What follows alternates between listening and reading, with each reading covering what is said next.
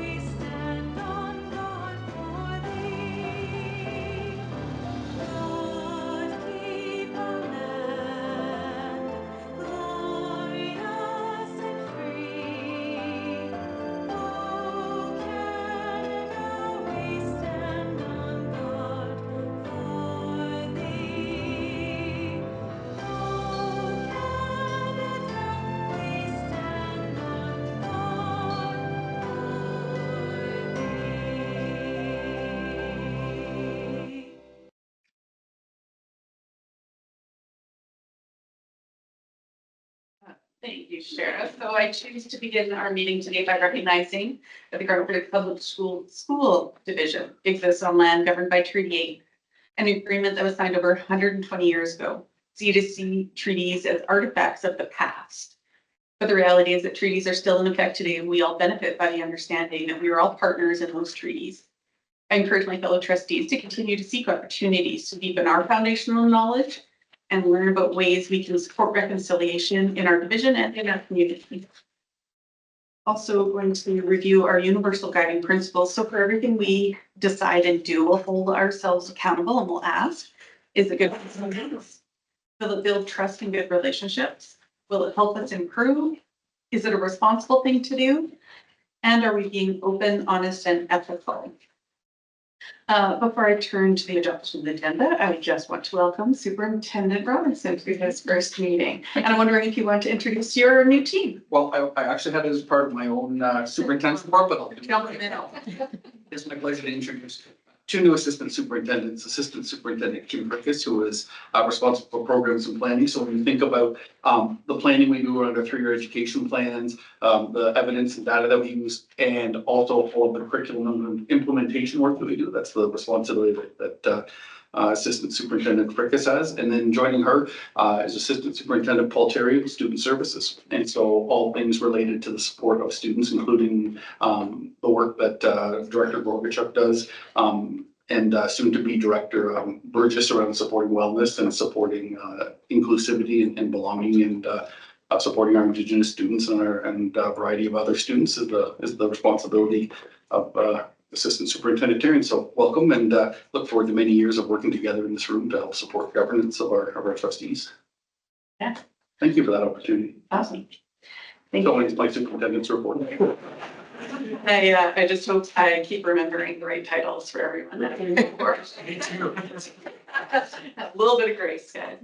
Oh, great. Looking to adopt the agenda. I'm wondering if I can add to my report superintendent evaluation and the TBET AGM, both to my report, if the board is okay with that. Any other additions? We request an opportunity when camera at the end of the meeting to discuss properties. Good. Looking around the table, is there any other additions or amendments to the agenda? No, I'm looking for a motion to approve it. Vice Chair Cook. All those in favor? So carried. Perfect. Okay. Next, we have the self declaration of a conflict of interest. So again, a conflict of interest isn't necessarily a bad thing unless you don't declare it. So looking around the table, if there's anything in the agenda that makes you think you have a conflict, please let us know. Not seeing any. Okay, then I'm looking for the approval of minutes for the committee of the whole meeting on December 9th, 2025. Trustee Bain, any discussion? All those in favor? We also have minutes, regular board meeting minutes from December 9th, 2025. looking for a motion to approve those. Trustee Peterman, don't do that to me. Any discussion? All those in favor? And trustee Johnston abstained because he wasn't at those meetings. There was no business arising from the minutes, so we're gonna move to, Superintendent Robinson, you or? No, pass it over to right. Associate Superintendent Ola Deli for introductions. Yeah, thank you. So within the business services department, our division, right, we have 4 different areas. So we have finance, IT, HR, and operations and maintenance. So you're going to get a chance to hear from 2 of those departments today. We're going to hear from operations and maintenance. So they look after all things facilities, transportation, and those things that we don't see, but when they don't work, we hear about them, right? So that's so the Director Barnes will be talking about transportation specifically today, and then Director Grinshaw will be talking about finance and what they've done so far by the last year, and see if you have any questions. Again, is to kind of build the broad understanding of the different areas of the organization, and any questions that you have, processes and things like that, we can answer that. So with that, I'll pass that on to Director Byron first to lead the way. Sure. I'd just like to say it's a privilege to be here to meet so many new faces and stuff here. So I look forward to seeing you around the city and answering questions if you got some. I'm sure you might have a few. So ultimately, transportation falls under my department. A little bit nervous, sorry. So it shouldn't be, but always am. So Not when you're among friends. yeah. The transportation department is responsible for ensuring the safe and reliable transportation of students to and from school. So ultimately, there's myself and Carolyn Burton that is our transportation coordinator, and she pretty much runs transportation, right? So we work in joint agreement with the Catholic District, and First Student is a service provider. Like I said, it's a joint operation between us and the Catholic District. We share 50 some buses back and forth between running to different schools.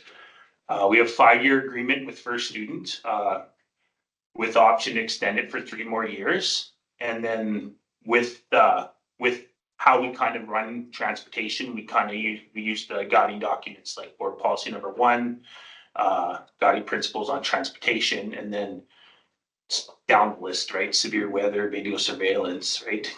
This goes on and on. And of course, it's kind of all brought together by the Ministry of Education, Child Care, School Transportation Regulation, right? So we follow that as well. Sorry. Sure. So why I just wanted to talk on the guiding documents is because that's the complicated part of running transportation, right? You know, the work that Jeff and his team has to do to make sure that to understand all those board policy, which kind of guides everything that they do, and also all the different APs when it comes to having to cancel a bus in the morning, right? If there's severe weather, right? If it's, you know, those things we know can be disruptive to parents and kids and things like that, but we do have those processes in place just to help guide the work that they do. I don't know if you guys have had a chance to kind of review those, if you have any questions on any of those, because it is really, that's the basis for the work that they do within transportation. You know what, you're taking one of my questions from later, but I had some parents reach out, kind of around that severe weather, Jeff, or Director Barron, and I'm wondering if you can maybe shed some light on it.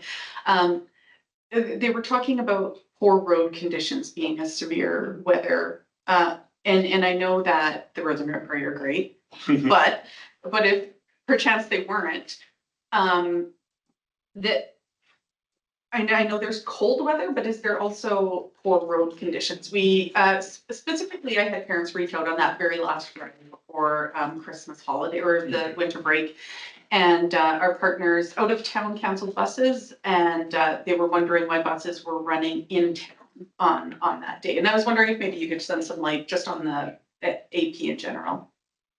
Yeah, so poor road conditions, there isn't actually a guiding line on the poor road conditions.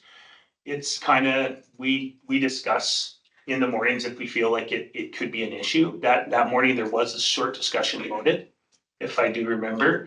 And the problem is when we do cancel buses, it causes as many problems as it solves. And the county cancels buses quite a bit, right? So if we followed what they do, we would be not transporting kids quite often. Context is quite different. So what we do, Yeah. there are selective routes may be canceled, or even sometimes stops within routes might actually be canceled because of an inability to get into a cul-de-sac if there's too much snow or it's not safe to get a bus in there. So we are selective about some of those cancellations. And so the question of wholesale cancellation, as Director Barron said, it's as complicated to cancel as it is not. And if we continue to run buses, we will, but we're conscientious of needs to adjust at a more basic level around specific routes or even stops within a route that need to be postponed or switched, moved their location. Yeah, and I think on that particular Friday as well, like we had, Spur Student had canceled 3 or 4 routes because they were door-to-door pickups and there was no way they were gonna get to the door or so we do cancel some routes, but we try to keep as many running as often as possible.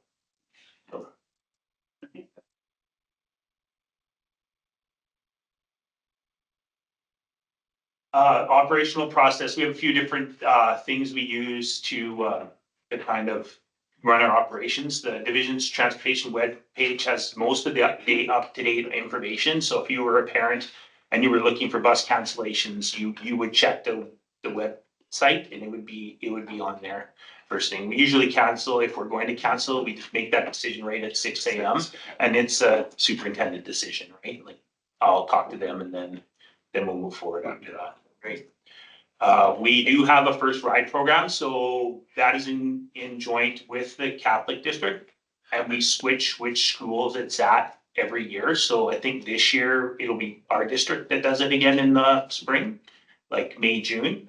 And so it's like an introductory to riding the bus. So you're got a pre-kindergarten or a kindergarten child and you want them to go and ride on a bus, and it's actually very well received, and there's a lot of people that come and use it, and their kids riding around the bus, they have a great time. There's some refreshments. Get a treat at the end. Yeah, they get a little thing. I think First Student even has a mascot that they bring out and stuff. Yeah, it's a pretty good thing.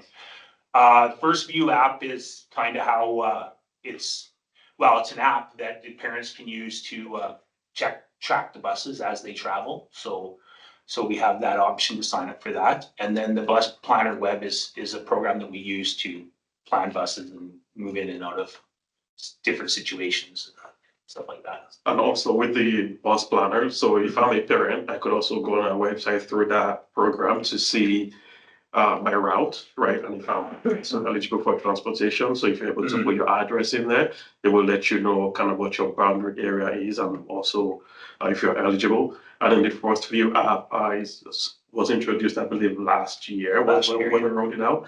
And one of the critical elements, based on the feedback that I've had within my short time here, also is parents being able to really track and geolocate their kid and the bus. Right, so it gives them time to plan around when they have to be at the bus stop and things like that. So the bus doesn't have to go around or goes back to the bay and then was looking for their kids. So it's something we've been trying to encourage parents to download just so we can get better information on their kids at the end of the day. Yeah, if the bus is running a little bit behind, you're not sending them out -20, standing there for an extra 20 minutes. You can keep them at home a little bit longer, right? So that gives them that option as well.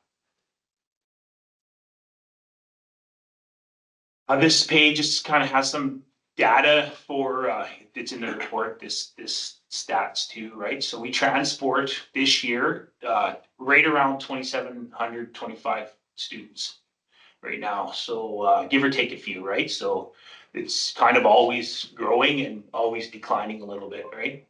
We have 318 paid riders and 3,565 eligible riders. You can see all of our numbers are up from last year.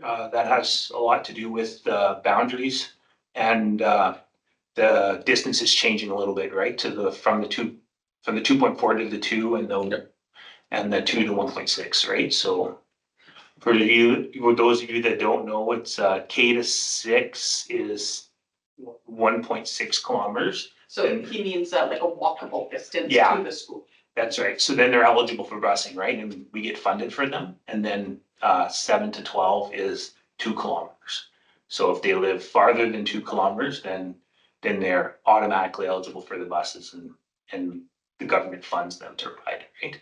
We have an option to pay and ride as well, which is $32 a month. It's very reasonable.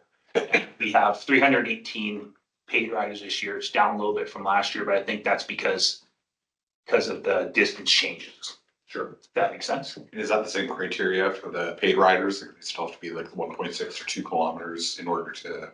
No, they would, the paid riders would be inside that distance. So if you're had a 7 to 12 student, right? And they would be inside the 2 kilometers. And if we had room for the child to be on the bus, we would charge you a fee for them to ride the bus. As long as there's space, right? So we have to try to transport all of our eligible riders first, and then we fill those buses up with paid riders usually. There's usually not very many. Well, the buses drive around the city and they look empty, but they're not. They're all those seats are spoken for usually, right? So sometimes they're 10, 12 riders, sometimes there's 80, right? So it all depends on which day of the week and how cold it is outside, right? Director Barron, can you talk to us a little bit more about the process for being eligible to pay? For instance, if you had a parent whose child was at a school of choice and they wanted to pay to get busing, is there busing available for those parents? If there is students that go from their area to that school. So school of choice, there's a couple different scenarios where, yeah. So we try to transport every kid we can. If you put an application in, we will look at it and see if you meet the criteria. And if you don't, we will look at it again and say, hey, can we get this child to school? Because that's the job, right? So a couple different situations this year where some people decided to go to a school of choice and there was no busing available because they don't qualify. But then we go the extra mile. If we can if there's a bus that goes to that school for whatever reason and we can get them on without disrupting the rest of the route, we will place them on the bus and let them pay. Because that's the job, right? So we want as many kids in school as possible. So Thanks. that answer your question? Mhm. I hope. You can see all the numbers, they keep going up every year pretty much. Number of eligible riders has changed a little bit, but that goes with the criteria of what the government sets for who's eligible and who's not. And yeah. So we also track performance stats. So our buses, like for student, sometimes we have to cancel buses, but their on-time performance is usually pretty good. As you can see, we're running in the high 90s all the time. They're not usually late. They usually pretty good. Inclement weather sometimes will slow us down a little bit, but normally they're arriving on time. Trustee Johnston? Oh, sorry. I had a question actually relevant to this slide. I'm just trying to wrap my head around the numbers here. So 24-25 versus 25-26, this is September to December. It looks like that it's almost the same number of routes that you've got there. How does that work with the month that would have been like the teacher's strike? Like, shouldn't that be almost like 3/4 of the number? And possibly, we probably didn't pull the data properly. So I'm not 100% sure on what Carolyn did for that with the teacher strike, but You might not have subtracted. yeah, she might not have subtracted the days the teacher strike was off, right? So Would it be possible to get like an updated copy of the report that has that correct? oh yeah, for sure.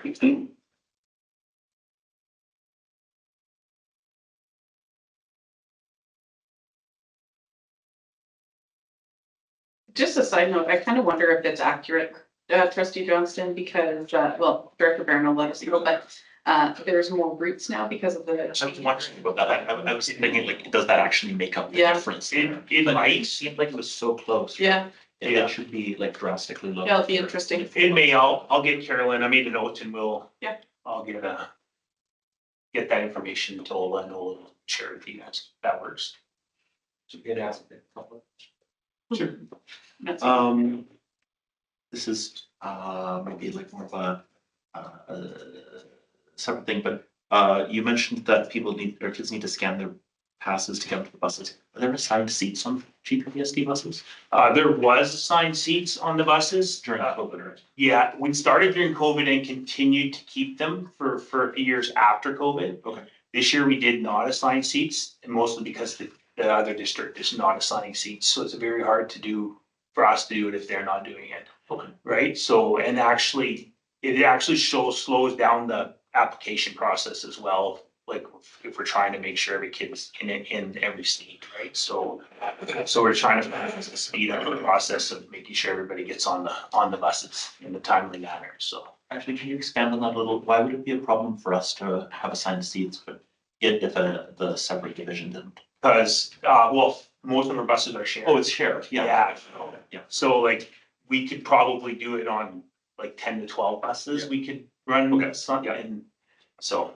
And those buses would be high school students and they don't really listen anyways, right? So it's kind of, the assigned seats is more, we continued it as a way of tracking little kids, right? 'Cause that's everyone's biggest fear. All of a sudden, your child doesn't get off the bus, right? So, if the bus driver knows where the kids are supposed to sit, it's a little bit safer for everybody, right? So Makes sense. that's why we continued it and dropped it right away, so.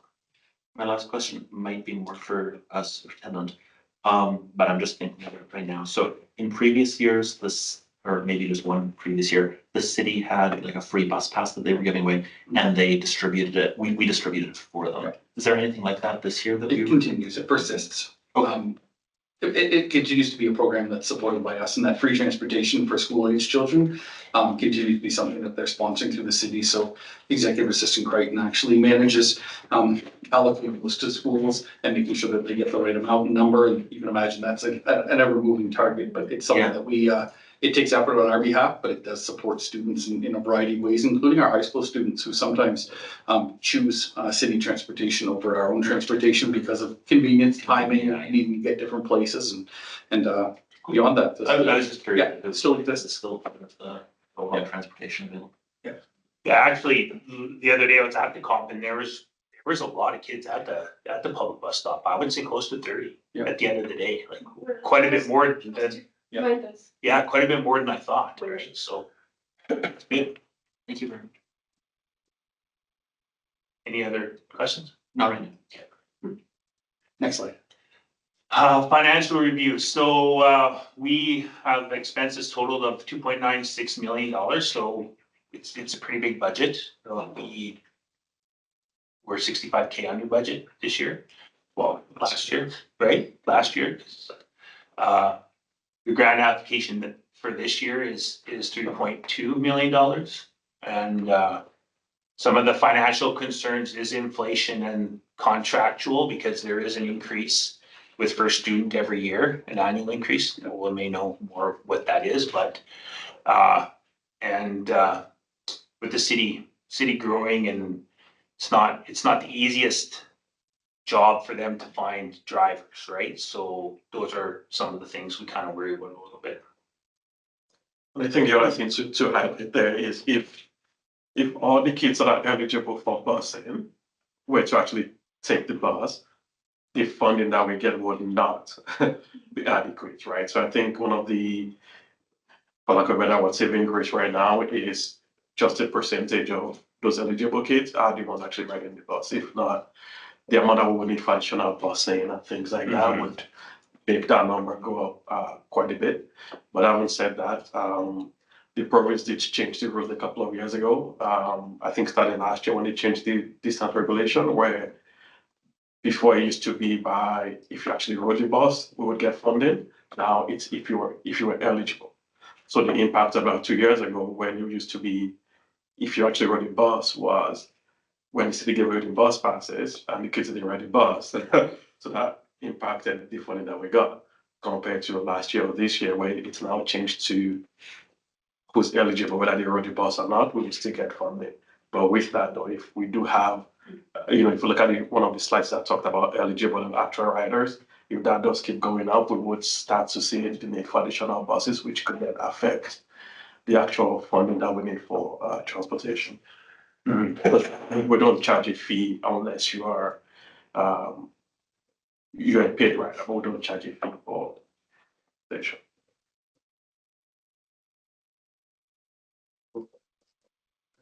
That's small, sorry. Yeah, small writing, I should have brought my glasses.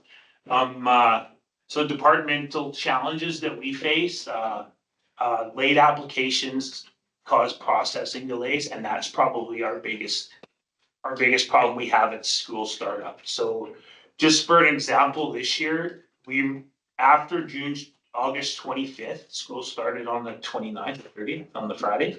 So from the Monday moving forward, we received 800 bus pass applications. Wow. So when people ask about why Why it takes so we're long to waiting get- or why it takes so long, that's the main problem, right?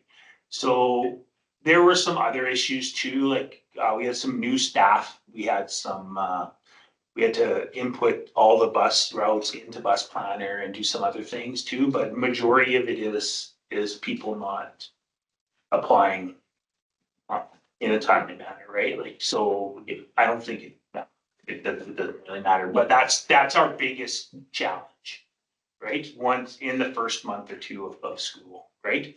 Once we get into mid-October, we're cruising along and everything's usually pretty good.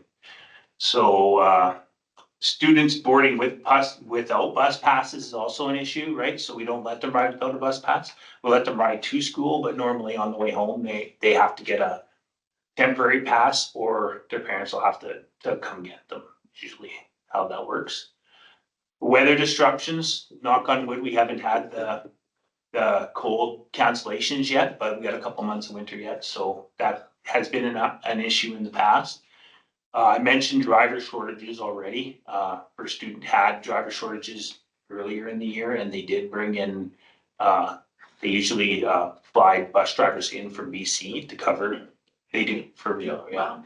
Yeah, So, they've been very responsive that Yeah. way, when it comes to honoring their contract by flying some of their managers up too from Calgary and Edmonton to actually get in seats. It's been appreciated. yeah, and we did have to cancel a couple buses this year because of driver shortages, but very, very few.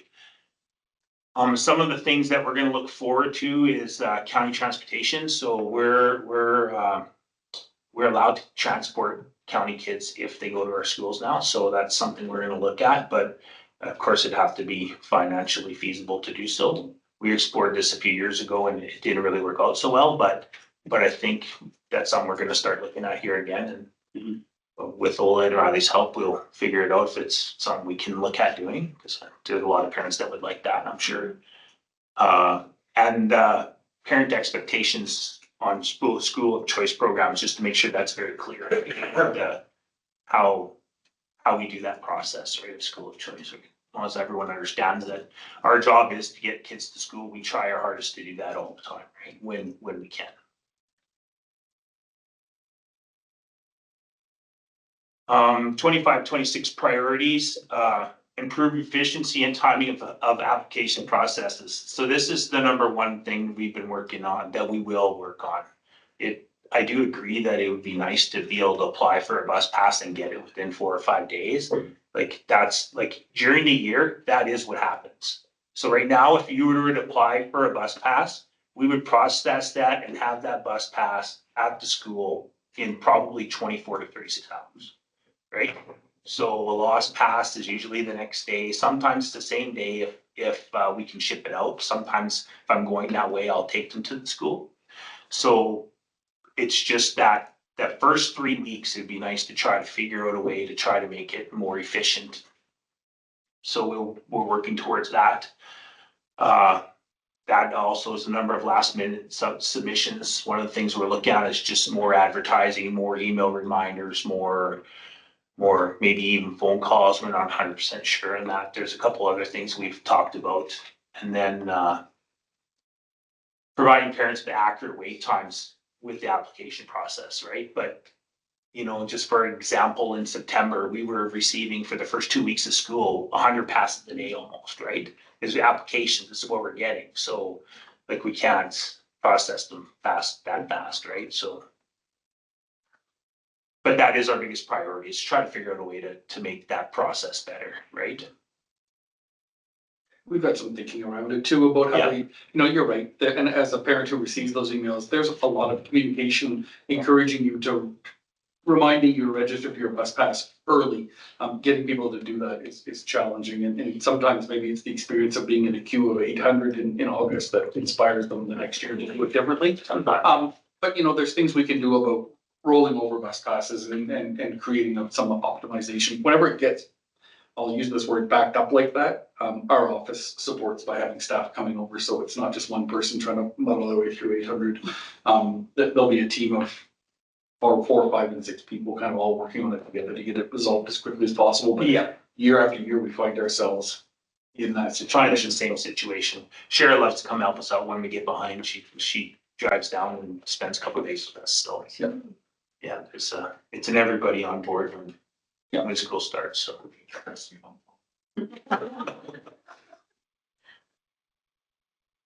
So yeah, that pretty much wraps it all up. Any other questions for Director Burr? Director? More comment, I guess, Director Barron, thank you very much. And please thank Carolyn, because I don't think any of this work is easy work. And I have to say, I would change up my tune. I usually say, you know, when I talk about percentage of buses on time, I say 99%. Now I have to change it to 98%. Anyway, I still think that's really good. And the other thing I appreciate is the collaboration and partnership with our partners, Grand Prairie, and District Catholic. I think we're very fortunate, and certainly when I talk to other divisions in the province at provincial things. I mean, we do busing all very sort of differently across the province, but to have the partnership, I think, is really invaluable. So I don't know if there's any comments around that, or I think it's been a great partnership. It's really good. There's not very many districts that cooperate busing, like it just doesn't work in schedules, I think. Carrie is the coordinator for the Catholic district, and she has been 100% helpful with Carolyn being new, and then with Hillary being new before she was poached to come work here. Yeah, Right, so. He's not happy about that. Yeah, still not. Actually, Carolyn's fantastic. I got lucky both times with 2 fantastic employees. And, yeah, the Catholics have been great. They're always great to work with. I've never had, it's always been fantastic, right? So. Not seeing any other hands from you, Director Barron. Thank you for your report. We appreciate you coming in, presenting it on behalf of you and Carolyn and the rest of the team. So thank you for that. Feel free to stick around. He already has. We're already getting started. So We know. Yeah. Thank you for coming. Thanks. It's to go over. I got me over. So that's what Sharon said. Well, Now we're back to you. Good luck, Riley. Just right over to Director Greentree. Perfect. Good evening, everyone, for having me tonight. We always love it when finance comes to the meeting. With a non-financial statement day, right? Yeah. Always happy. So give you a little bit of an introduction to parts of my department here, some of the work that we did last year. My department plays a crucial role in supporting both the governance and operational needs of the division. My team is responsible for the stewardship of the public funds while enabling effective day-to-day operations. We do this through sound financial planning, budgeting, reporting, and regulation compliance.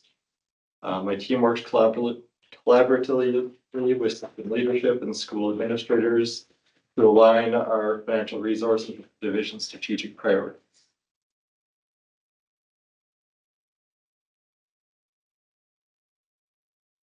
Thanks. So in my department, I have seven people that I work with Daly, Lana Fulcher, our finance coordinator, Kyla Tizenton, does instructional payroll for us. Sherwin McCafferty does our non-instructional payroll, including all trustees. Lori Sheffins does our casual and substitute payroll. Christine Powers, our treasury analyst, so she deals with everything to do with our bank. She is our expert. Teresa Sneezik does accounts payable. Danielle Stewart does accounts payable and accounts receivable. Few of the other metrics this year. We did payroll processing for approximately around 1,250, I'll say people, actual people. That's higher than our FTE number, but we have many people either in pension split positions and then our casual and support staff or substitute teachers who fill in on the more as needed basis. Gives us that number. We do payroll processing also for the Center for Young Parents and Peace Collaborative Services as well. I don't have those included in this number, so that would be on top of that. Our gross payroll this year was $71.9 million that we did, compared to 68.4 last year. Like part of that is there was an increase in FTE and also the non-structural collective agreement increase. This wouldn't reflect any of the bargaining that's just for the teacher settlement. That would all be, it's for just last year's financial numbers. So we processed over 22,000 invoices and our budget last year expenses wise was 118 million.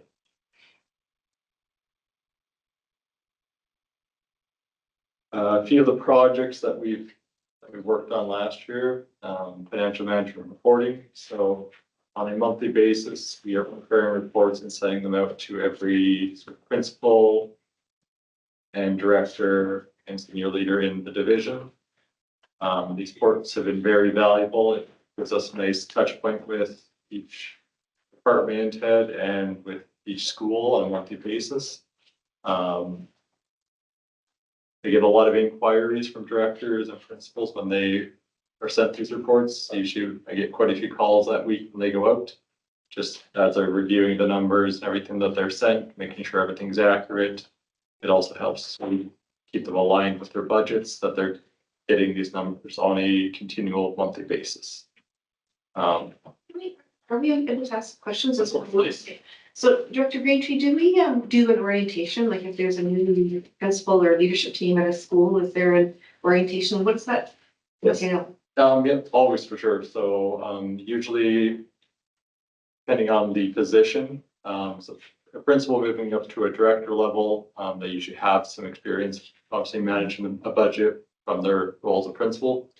But I'll always have a meeting with them when they start. So when Jill starts, our Director Burgess starts here in a few weeks, I will sit down with her on the budgets that she's responsible for, and we'll go over all the numbers in detail, go over some history of how last year was, how the current year plan was, knowing that she'll have some crossover with her counterparts too, to advise on the current operations as well, but at least giving her that touch point of, this is the current operations and what was planned in the budget, so that she's aware of kind of all that information. All new principals before they start. Also, I always book a couple meetings with them. Usually the first meeting there's a lot of information, unfortunately, to start with the budget and with financial processing. like for us. So I always do an introductory meeting and then I try to follow up after a few months, depending on when the meeting is. Sometimes I've met with them in the spring, but obviously until they're actually on the ground running in the fall, it's hard to do that follow up until they've had a little bit of time. So, but we always do some of that work. I know there's probably more needed at times because it's a very different role from being an educator compared to managing a budget in a lot of ways. And so one of the things we'll expect of our principals is to provide principals that generalized orientation to how school finances work so that they have an understanding of it. But Director Greenshee's right. Being solely then responsible as a principal is different than learning alongside. And so there is some really hands-on support that's provided by schedule and then by phone all the time, right, to help provide that support, because it is a change in understanding. Thank you.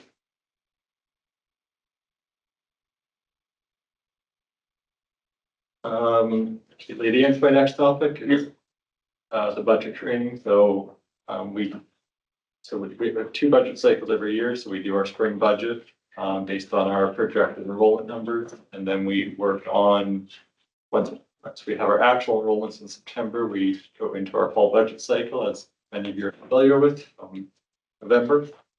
So with that, we work with a lot with each department, so each school administrator, each director on items within their budget, looking at the priorities. Part of the reason that we started sending out, especially those monthly reports, is to give them that opportunity for that comparison when they're planning. You know, what were my results last year? How am I tracking this year? And then to be able to use that information to then help assist them with planning for next year as well. You know, if we're seeing costs increase in certain areas, maybe the cost of textbooks has gone up, maybe the cost of photocopying is going up. You know, how is that going to impact their planning for next year? So they're at least familiarizing themselves with that information every month to see, okay, this cost is going up. You know, I can see it, the increase every month. I can see usage is very high. I can see that. That gives them some resources to help them effectively plan better for next year.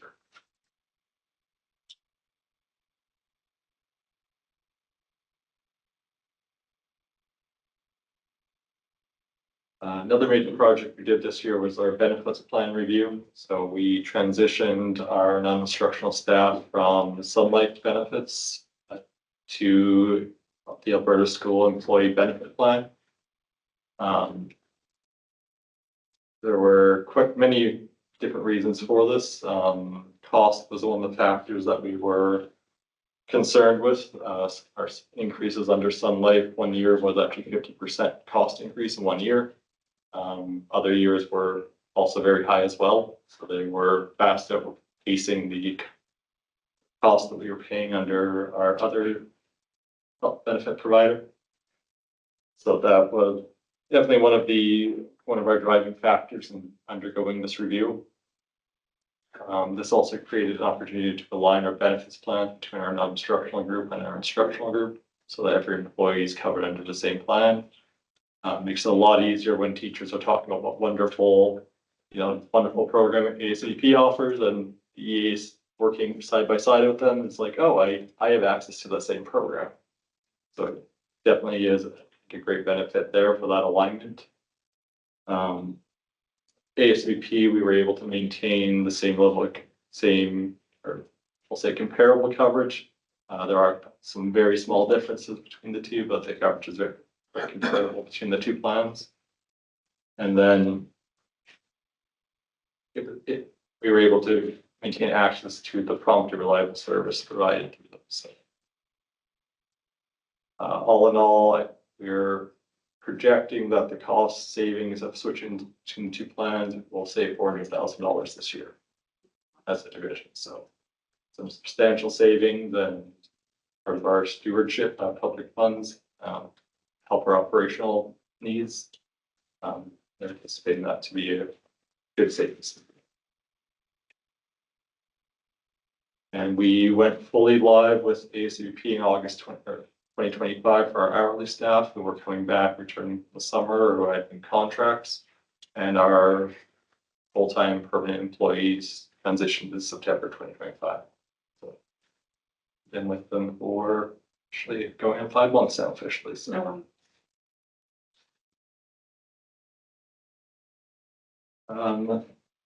we also did the board compensation review last year. We worked with our public members to review compensation data from other school divisions, the funding annual from Alberta Education, and then had several meetings and discussions with our public members to go over different different recommendations, which then we presented to the board last year.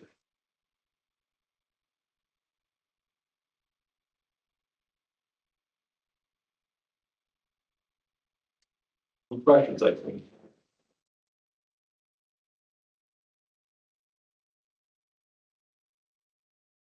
I had a question. Well, I had two. The first one, you were talking about the kind of bigger projects you had last year. Do you have any on tap for this year that you're putting outside of your typical scope of work? There's, Okay, if I could jump in, so we try to separate this year, the annual review from the actual work plan, so Understood. when we meet in February, we'll be talking about the finance work plan for next year, so Makes sense. we're just trying to separate both of them. That's how we build excitement. I'm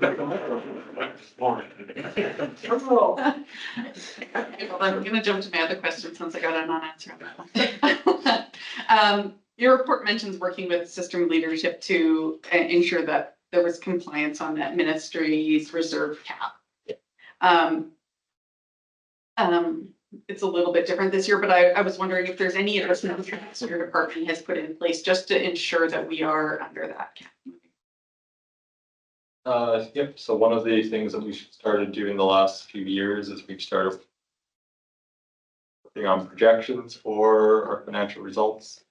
We're using historical data to track spending trends across departments to look at where we forecast of how we think, where we think our spending is going to be.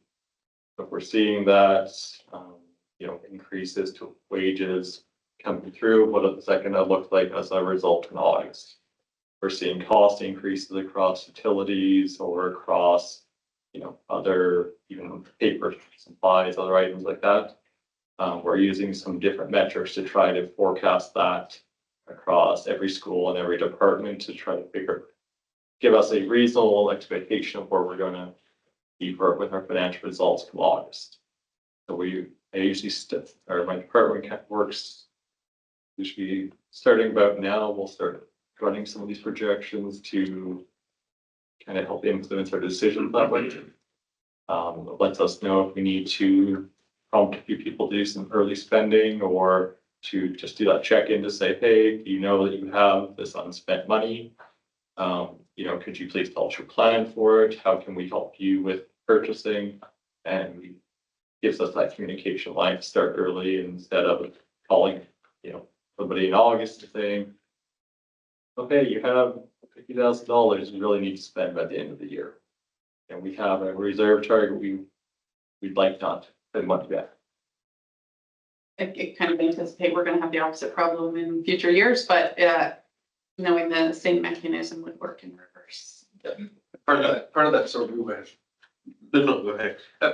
part of that is in the slides, a few slides ago, we were talking about that enhanced monthly reporting, which is something that really gives eyes to the managers on budgets in a way that they might not have had in the past. So for me, well, that's the last couple of years, that really kind of insightful ability to understand where you are point in time. And the budget report has some of the things that Director Greentree's talking about. It has kind of a graphic for non-financial managers who can look at it and tell by a pie chart how much they've actually spent and think a little bit more about how they action some of the things that are in school through their education plans, and likewise the work we do based on the allocations that support that works. Do you have your hands for Director Greentree? No, thank you for your report. I always appreciate when finance comes to the table. Thank you for joining us tonight. Again, you can feel free to stay, Director Greentree, or leave and watch that game. He has to go more low hockey, yeah. Oh, yeah, sure. Heard that before. Thank you very much for having me. Thank you. All right, it looks like that's it for delegations. So moving on to board chair report. I had a few things. So the first is the AFBA Board of Directors meeting. So as you know, I'm the director for Zone 1. So I'm attending those meetings, which gives me the chance to share some of that at our board meeting instead of just at the zone meeting. That being said, some of it is the type of thing that has to be shared in camera, but what I can share outside of camera and in a public meeting, I will. So let me just move to my notes. we had a couple days meetings in December. We had orientation with some internal consultants and some external legal consultants. We approved a clean audit with no notes, which was great. And we elected directors to, there's 2 committees. So the first committee is PDAC, which is the Policy Development Advisory Committee. So that helps ensure that it works a lot with the zones and makes sure that the resolutions coming to our SGMs or FGMs make sense, are worded properly, and don't override a different resolution that we already had. So the directors who are on that committee are Director Laura Hack, Director Allison Purcell, and Director Linda Lindsay.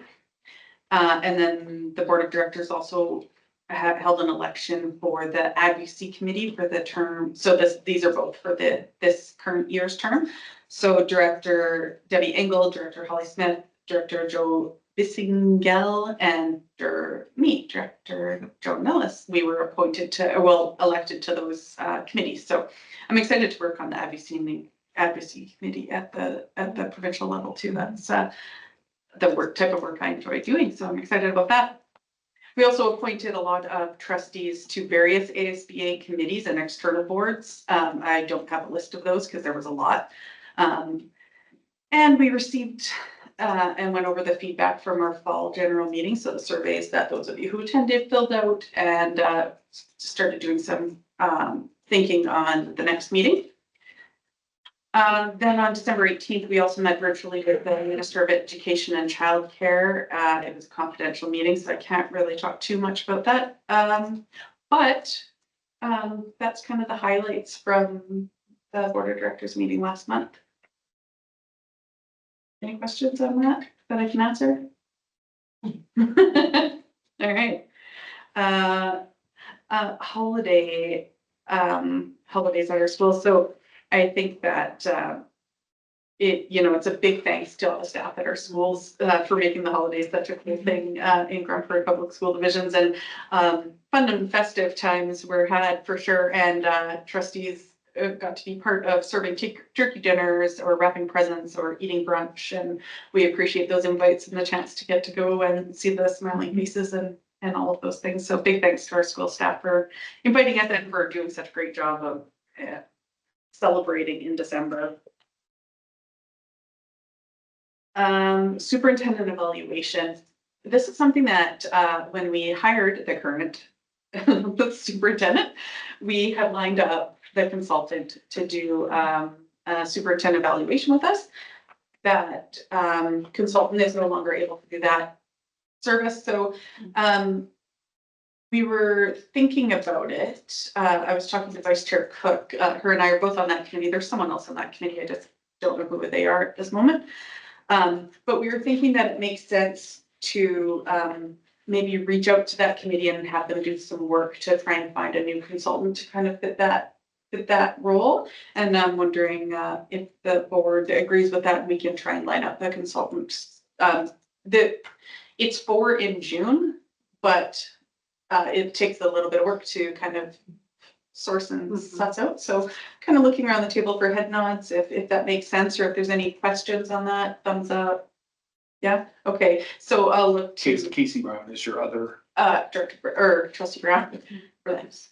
Okay, well, I'll see if Mrs. Westwater can hook us up with some dates to find a date for that meeting. So I appreciate that. Thank you, guys.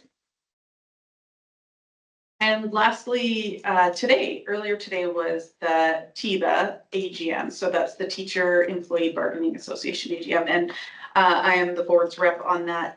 We looked at their financials, which are, the government pays their financials, so it's not very exciting. Not as exciting as Radley and all those financials, that's for sure. But then we also did elections for members of the TIBA Board of Directors. So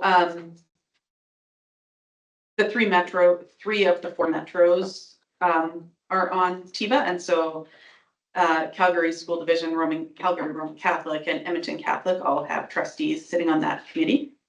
They're in category A, which is the metros. We're in category B, which is school divisions with I don't remember the number, but I think it's 7,000 students to 35,000 students.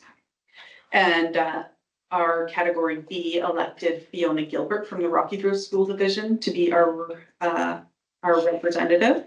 Category C, which is under 7,000 students, they nominated and elected Tammy Hinkle from High Prairie Public School Division as their representative. And then there's two more trustees at large from category B and C. And Brian Callahan from the Canadian Rocky School Division and Jolene DeMarco from the St. Thomas Aquinas Roman Catholic Separate School Division, or Star Catholic, as it's easier pronounced, round out that board of directors. So those are the trustee members, and then government appoints some members as well. And that's what happened this morning with Tiva's AGM. Any questions on that? No, very exciting stuff, right? Okay, well, this is my report. I'm moving to the Alberta School Boards Association update. Trustee Willman filling in for Trustee Brown from our December 10th meeting. Yeah, I don't have Trustee Brown's notes. She does them handwritten in her book, and I'm imagining this at home, and she's, I'm gonna go look it all at this point. So what I have is our minutes from December. We approved a work plan. We went through our budget quarterly report. We went through the composition of standing committees. And we got new feedback on trustee orientation. So that was held at Peace Walking in the School Division building in the downstairs. No, this was Oh, on this was the online one? Oh, okay. Then I was on my couch. That was good. I really liked the online format for that one, just to be able to listen and watch. Oh, we had a running conversation in the background. I remember now. Okay, that was good, actually. But I was really leaning on Casey's notes for that. So I don't have much more unless Chair Ellis has anything to add. Nope, there was obviously a few updates in that as well, but if you enjoyed the virtual approach, you can enjoy it again tomorrow at 10 o'clock. Sure am registered.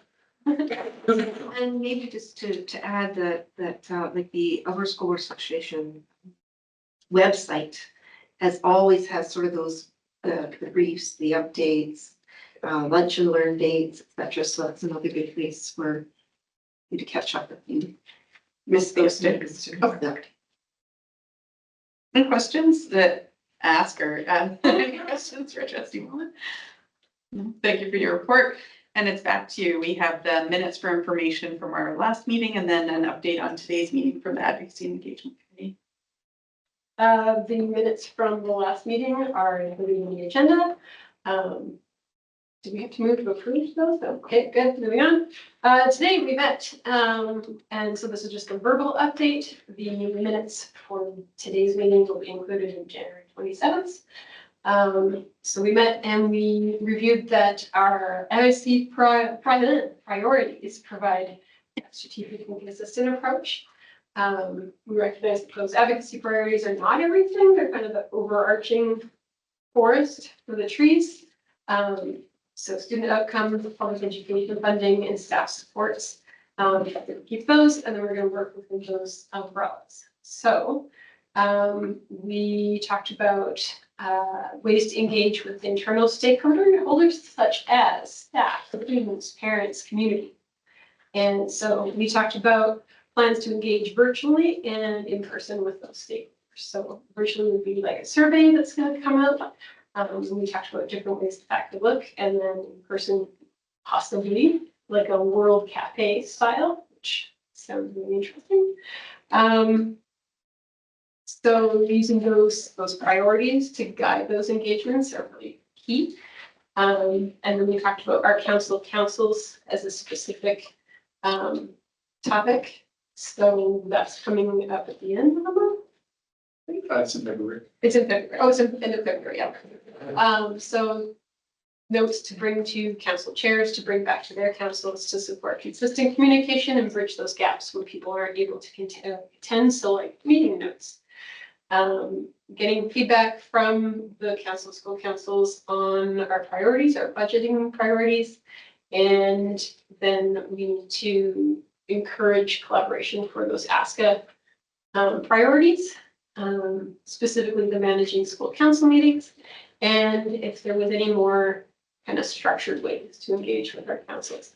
But I think the World Cafe and the survey are the ones that are most important to talk about. Do you want to add anything to that? That's good. Actually, you know, when Trustee Willman's talking about engaging with stakeholders around the board's advocacy priorities, we're developing, I mentioned, a survey that will provide for some engagement, but then we're looking at trialing an in-person, and she mentioned a World Cafe format, but an opportunity for public members and members of our school community to come in person to talk about the things that they think are most important when it comes to public education and the work that our division does. So look forward to structuring that this spring. One of the things we have to be conscientious of is not overlapping engagements and surveys with other competing priorities that exist as well. So we'll be planning those strategically between now and April to have that work kind of brought together and being able to come back and have the board identify their strength and advocacy priorities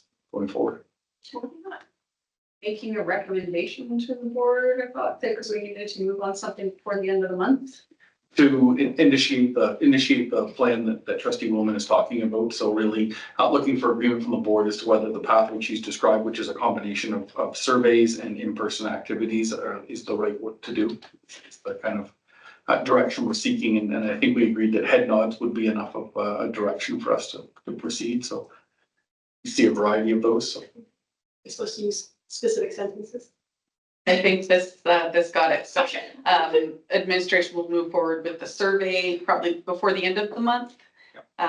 Potentially, I think before the end of the month. And then we have some engagement activities, council, school council, That's right. potentially a World Cafe. There's a non-instructional and student advisory and those types of things that we'll do in person. Yes. Engagement with Trustee Johnston. This might be a silly question. What's a World Cafe? It's like table topics. So one trustee at each table talking about different priorities, and then you move around the world. The people move around the world. Happy style. Yeah, it's relaxing. It's meant to be an informal opportunity for dialogue, very structured dialogue. Like speed dating. Yeah, actually, it doesn't seem like it. So to support kind of enhancing everybody's understanding, I think I will share the proposed plan with engagement.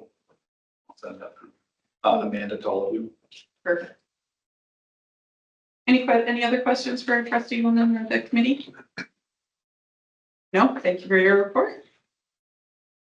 Next, we're moving to the Education Foundation. We have some minutes and committee meeting update. Trustee Johnston. Yes, absolutely. So the notes from the December meeting from the Education Foundation are included for your information. I actually was not able to attend that one, but I believe that Vice Chair Cook was. So hopefully, I think it was actually after the last board meeting, but all the minutes are there for your information. So feel free to peruse it at your disposal.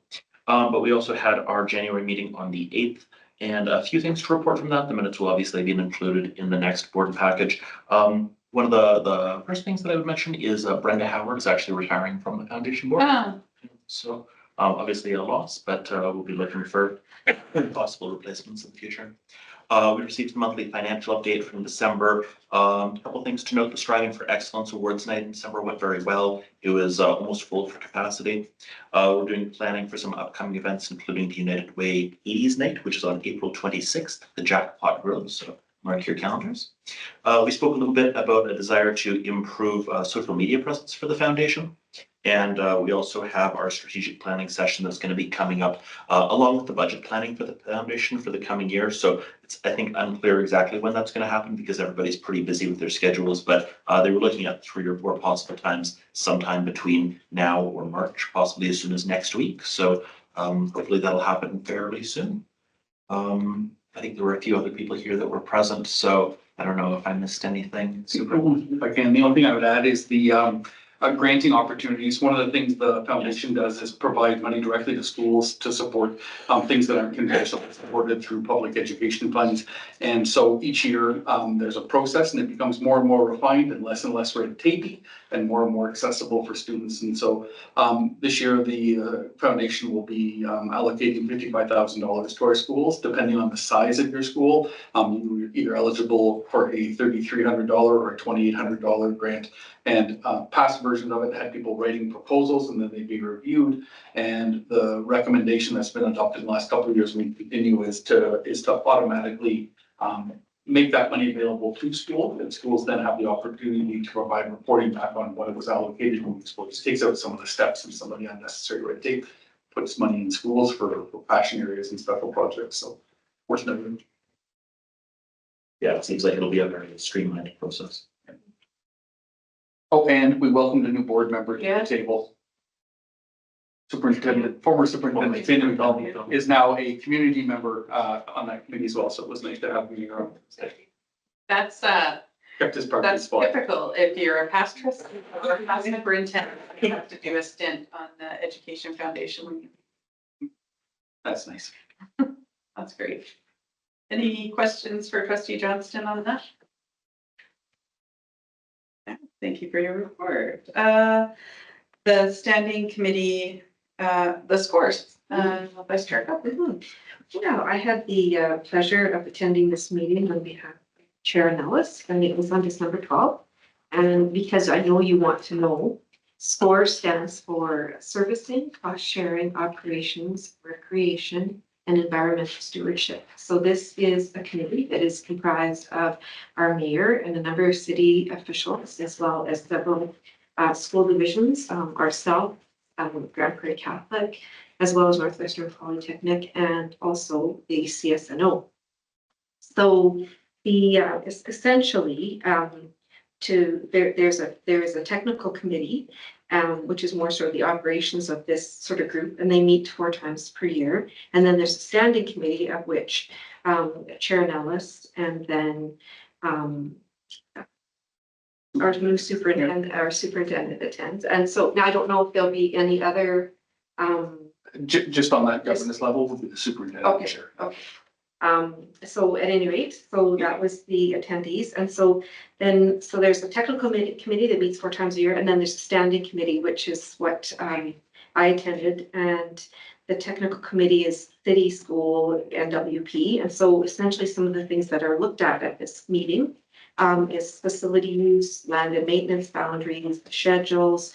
What we're trying to do is just ensure that efficient use of facilities are maintained, strengthen collaboration amongst sort of all the partners, and really look at sort of sports, recreation, and culture and education across Grand Prairie to sort of meet the needs of our residents.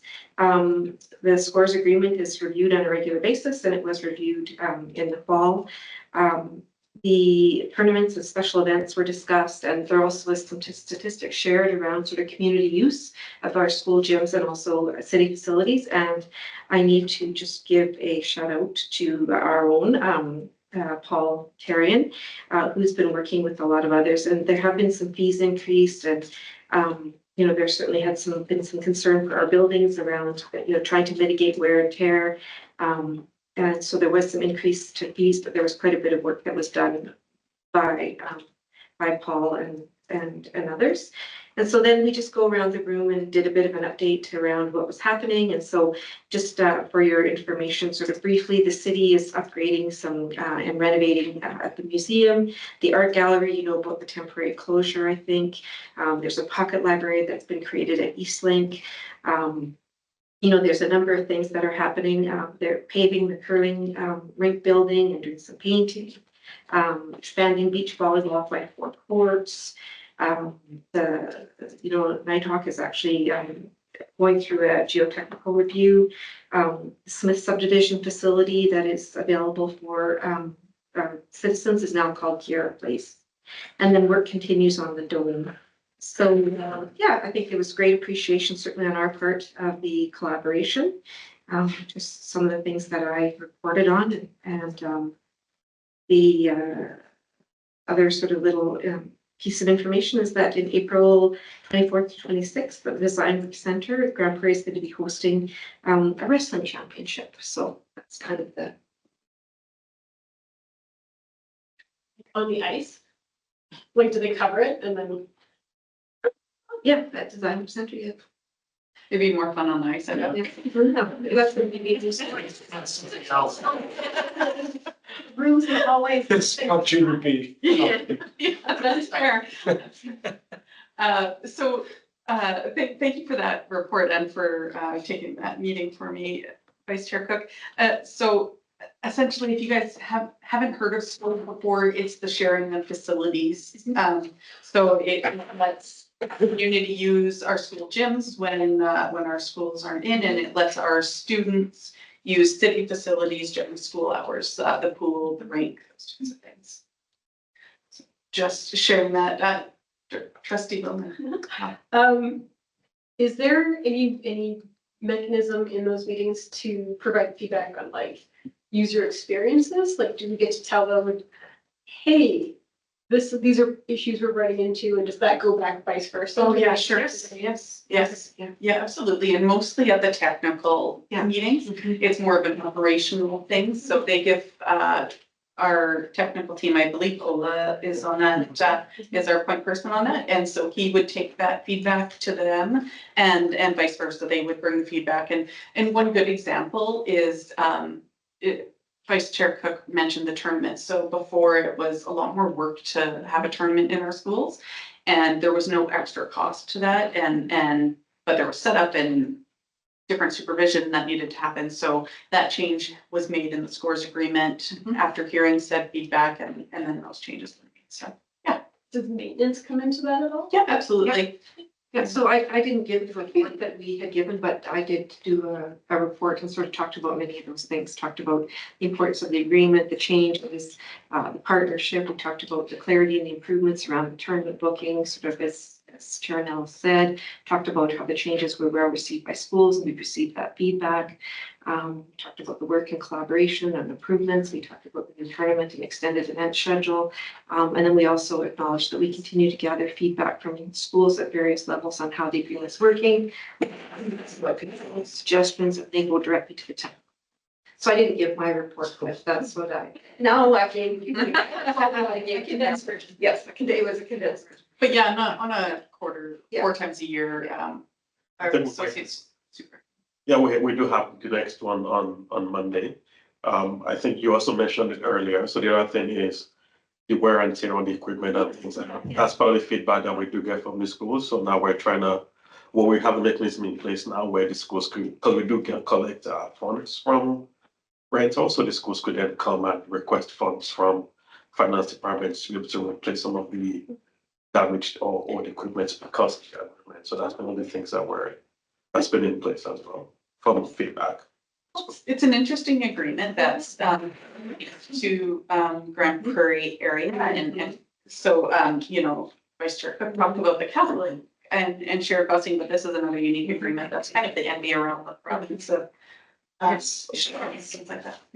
In fact, your other references to JUPAS.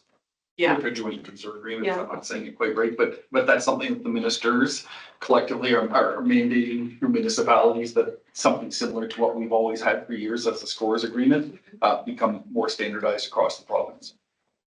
And in addition to our scores joint use and the work that Ola participates in the committee, and I join him at times, there are also mechanisms that the city uses to meet with specifically gym users.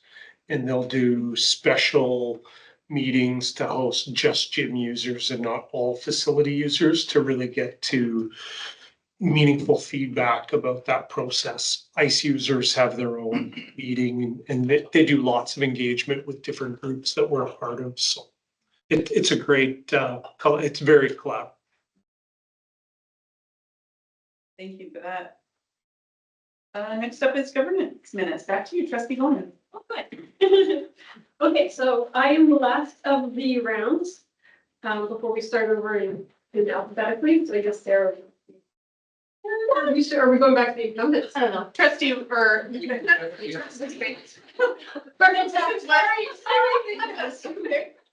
Mrs. Westwater will send that. Okay, over the break, I started reading all of our reading materials that we were given out, and this has just been living in my brain for long enough that I thought I would treat it kind of like a teaser book report. So think trailer for a movie. We're gonna dive into it, but it's not a trailer, so it's the little bits and pieces just out of the introduction.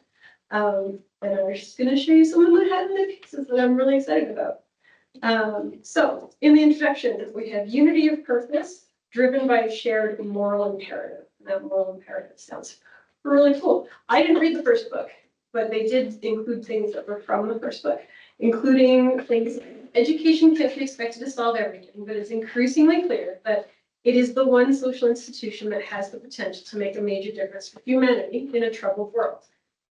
So that's from before, but what they're adding to today, because that's still true, unintended, however, since the pandemic, unintended inequities and failings of a public system that have been around for 200 years have been dramatically exposed.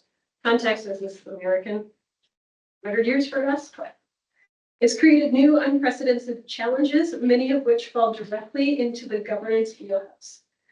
This shutdown of the schools resulted in a pattern of regression for student learning, achievement across the country. Many students suffered from mental and emotional stress. Teachers also suffered from stress as they confronted the changed educational environment, unprecedented pressures from political attacks, policies on health and other safeguards, book banning, challenges to curriculum as a result of culture wars focused on public education. It's not surprising then that teachers, as well as principals and superintendents, have been leaving public education in larger numbers than ever before.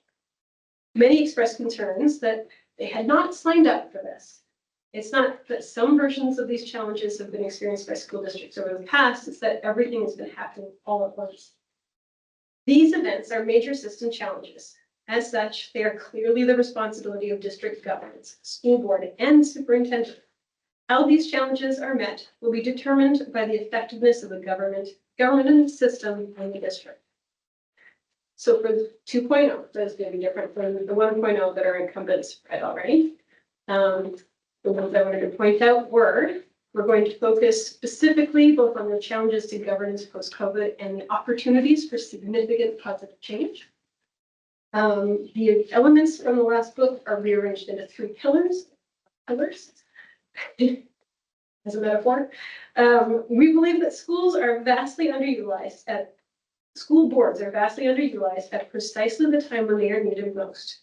We hold another fundamental premise that we will position in the course of this book. The vast majority of school board members want to improve the public education system, but the irony is that the neglect of the critical role of governance by the broader education community has made ineffectiveness a self-fulfilling prophecy. Point to the authors. We are in danger of squandering this potential because we have almost totally neglected the vital function of school board governance within the larger system of education. But remember that these are American, they're not us. The erosion of the separation of political party and educational pedagogy is a new and powerful challenge to public education. This book holds that politics is holding and using power versus governance is the exercise of authority on a daily basis. According to our authors, we need to update the meaning of what it makes for good democracy in education. For us, it means combining politics and good governance to achieve system improvement at both the local and state levels, provincial, and in their interactive relationships. We are unabashedly forward about our solution. It needs to be a fundamental change in the culture and mindset. The coherence framework, which is something we should recognize, has become enormously popular. And that is just the taste of the introduction. And I wanted to point out that we're already on the ground running with a whole lot of this. And that is thanks to the previous board and all of the work that has been going into this. So, Bit of a playbook. yeah, moral imperative is that combining that that really struck home with me. So I have more, but it's just a 2-minute thing. No, it's minutes. I don't know, it's I checked.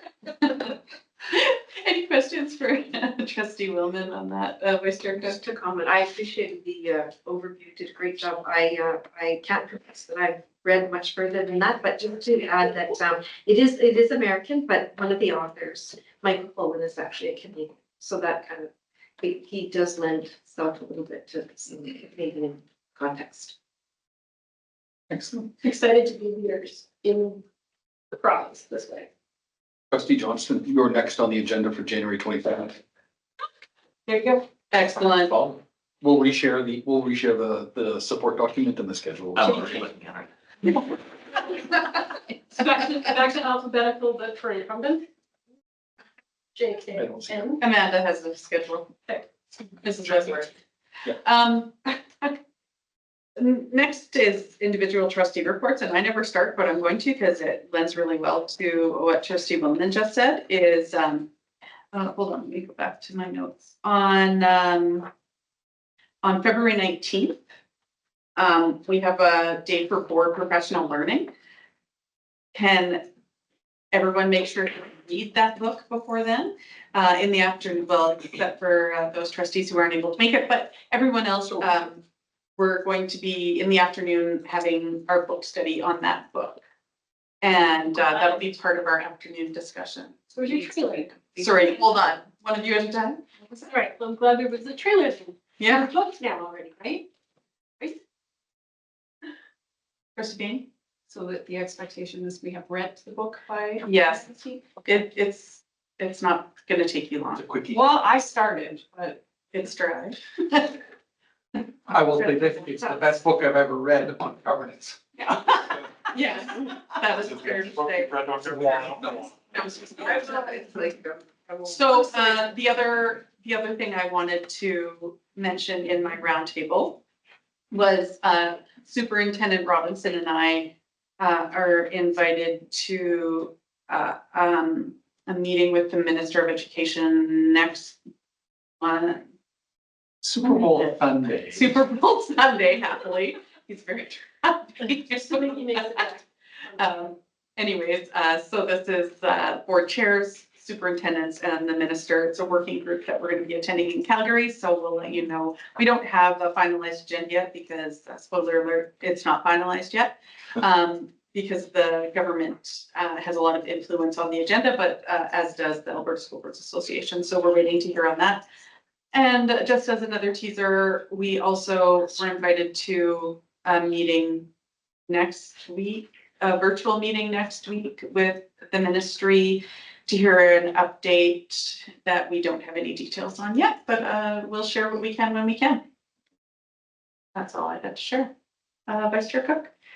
Just a very quick update on the Public School Board Association. So, they too are very sort of busy with the new year and are doing some strategic planning, that will, for the senior leadership team, that will sort of then coincide with the, school board council meeting first week in February. So again, not sure about the agenda, just understand there certainly is a heavy focus on, public education for all, including sort of some acknowledgement of the need to advocate for trustees. It's another sort of piece of it.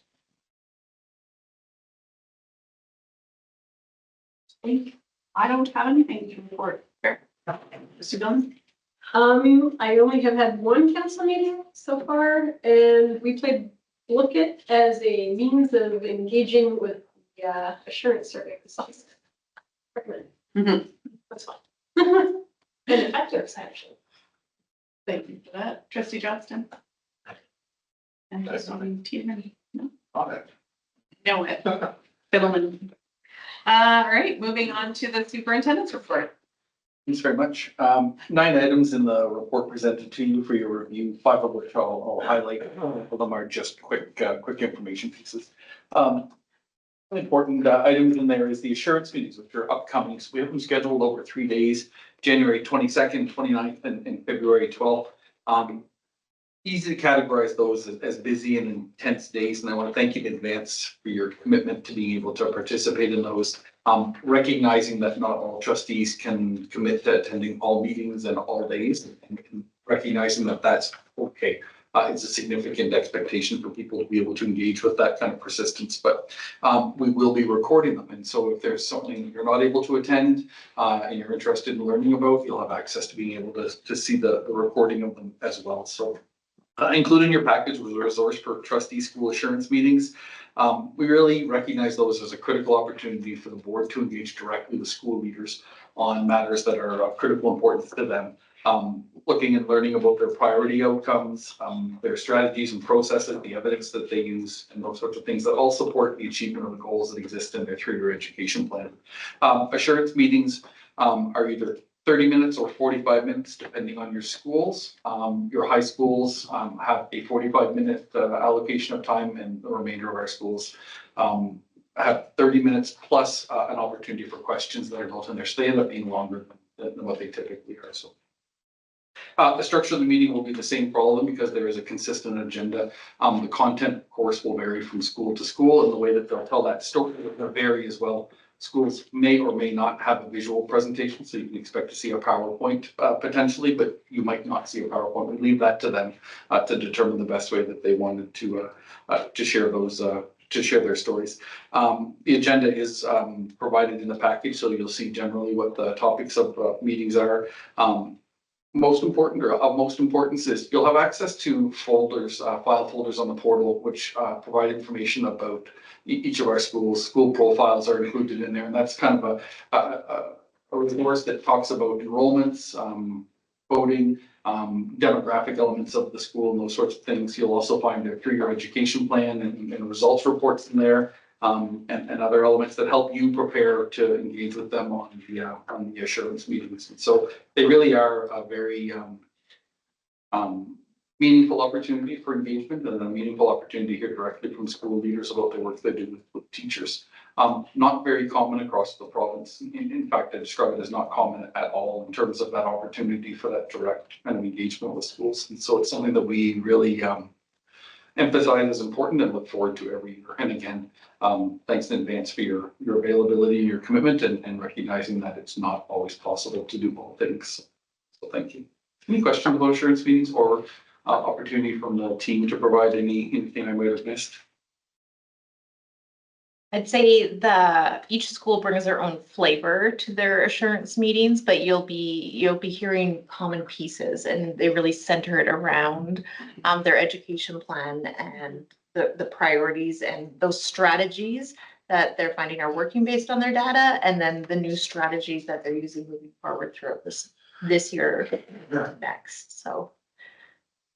Yeah, I think it's a really neat opportunity to see how everybody takes the same division education plan and applies it in a way that meets the needs of their students. So there's some similarity but uniqueness built in.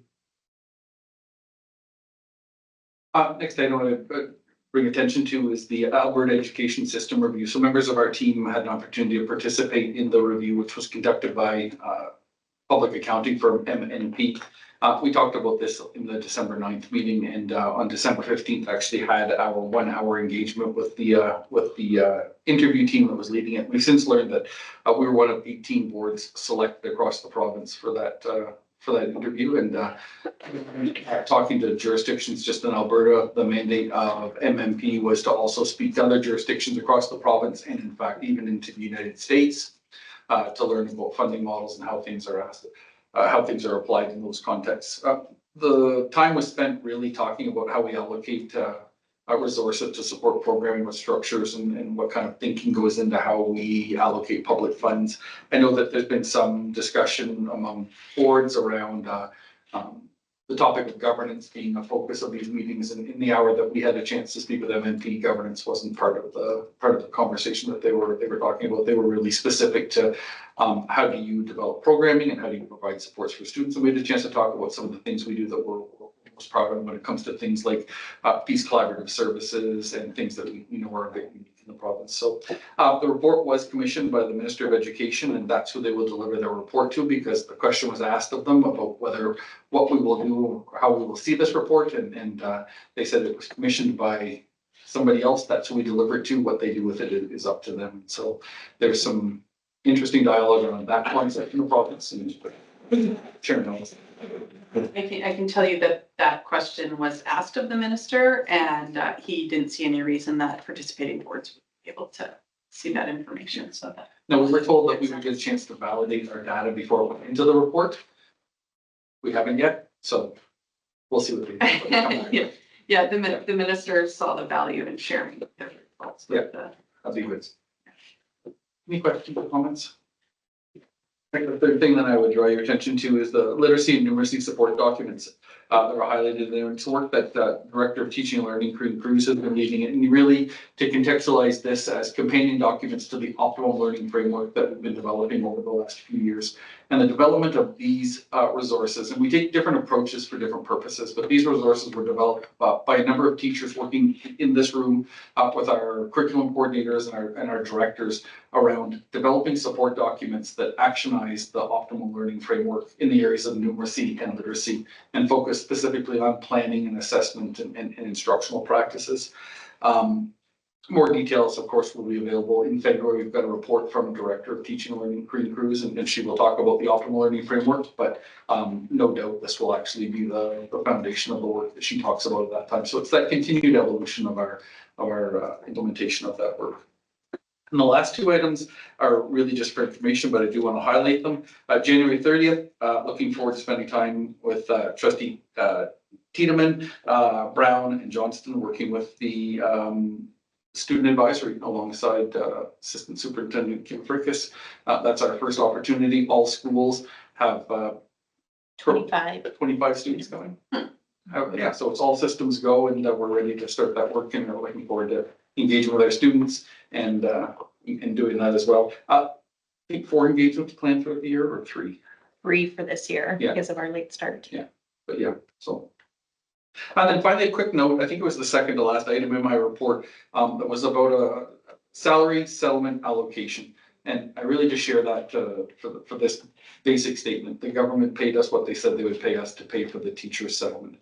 That's what that is about. So it basically says, they told us that they would pay us for the wage increases, and they did. So, share that. Any questions for Superintendent Robinson?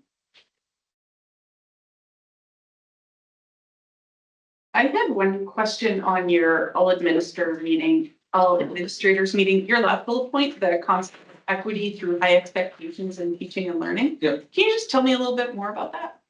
Well, that's that idea that equity is assuring that practices and experiences that people have in schools are consistent. So a student in any school with any teacher can expect to have the same quality of learning experiences as any student anywhere else in terms of the work that we do in ensuring that quality teaching exists. So the optimal learning framework is actually the foundation of that work, and the action of equity is the work that we apply as educational leaders and as teachers in the system. So I say it's introductory work because it's something that we've circled around a little bit and been narrowing in on, and really recognizing that when we talk about really good instructional leadership, and then we talk about good instructional practices, we're talking about the universality of good teaching and the benefit that is for every student. And it helps transcend socioeconomic elements of inequity that might exist by ensuring that everybody has an opportunity to have an awesome teacher in a great classroom. So that's what the work is, and it's not a thing. It's not something that you do. It's the way you think about things. And so we talk about the mindset of equity and how it influences our thinking, and it ties into our universal guiding principles perfectly. Right? Is it good for students? I hope they're going.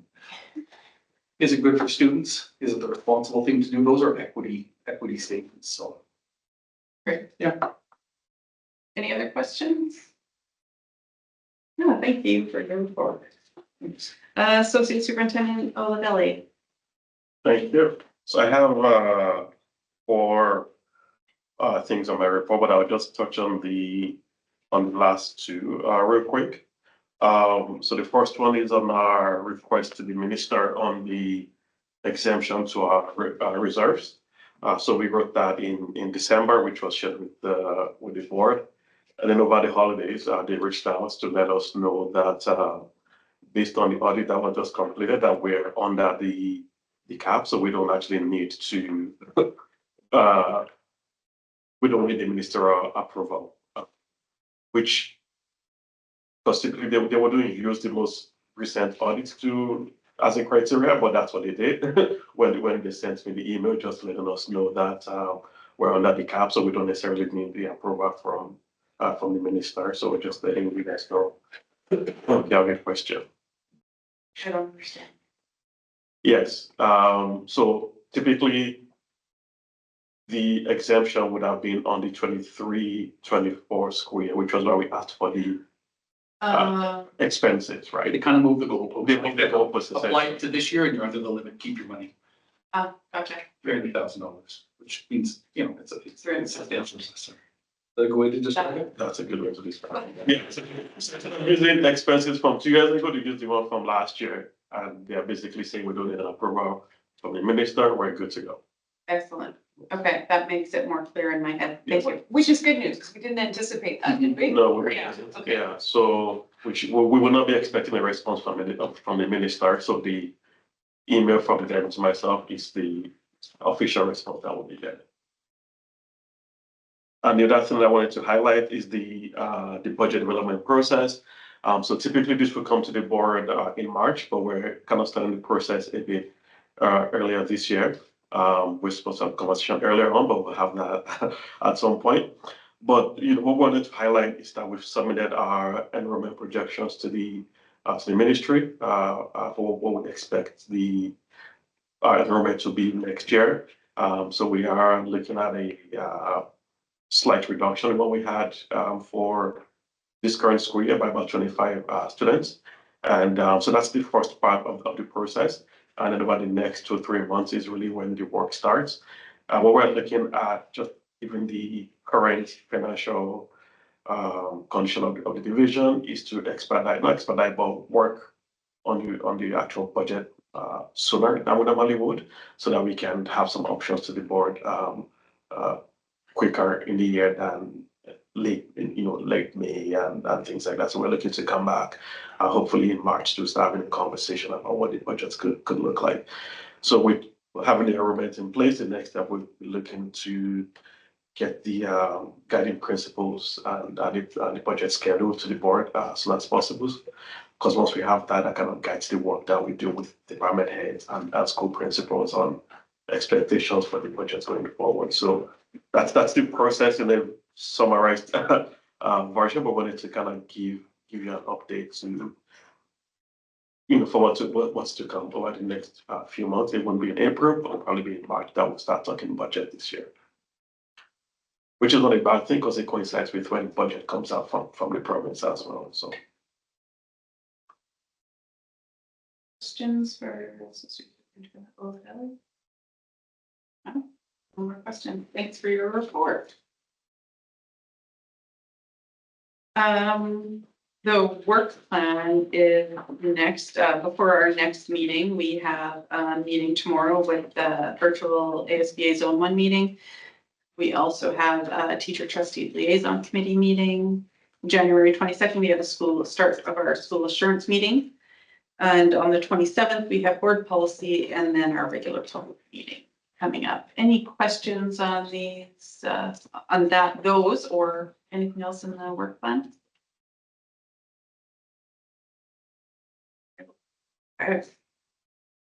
Let me scroll. Hold on. We have, for correspondence, we have the letter from the Minister of Education and Childcare regarding the request for long-term lease for the Grand Prairie Society for Christian Education. It is there for your information. There was no action needed to be taken on that. Administration, do you have anything you wanted to add on that at all? I don't think anything's changed. No? Okay. And I'm looking for a motion to move in camera. Trustee Wellman, thank you. Any discussion? All those in favor? It's a hand, right? Yes, Trustee Wellman? Oh, That was quiet. But move in cameras on 45.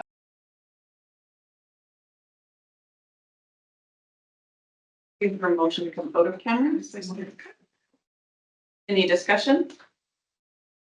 Those in favor? So moved. And there was no actions arising from in camera, which means this meeting is adjourned at 8:24 PM.